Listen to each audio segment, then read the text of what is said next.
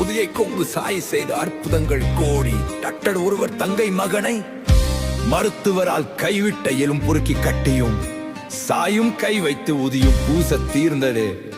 சீரடி செல்ல விரும்பிய டாக்டர் வேண்டாம் என்று தன் எண்ணத்தை மாற்ற இன்னும் என்னை நம்பவில்லையா என கனவிலே குரல் ஒன்று கேட்ட டாக்டரா தீர்க்க முடியாத காய்ச்சலை சாயம் என்று தீர்த்து வைத்தால் நானும் சீரடி வருவேன் என டாக்டரும் நினைத்த நொடியிலே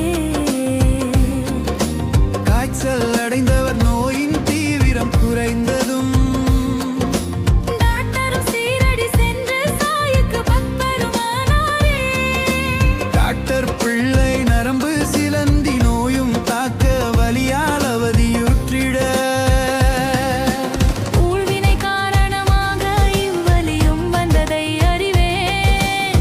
இருந்தும் இவ்வலியை நிறுத்தி வரும் ஜென்மங்கள் இவ்வினையை மாற்றி தர வேண்டும் என்று டாக்டர் சொன்னதை ஷாமா சாயிடம் சொல்ல இந்த ஜென்மத்தில் ஊழ்வினை தீர்ப்பேன் என்று சாயும் சொல்லிட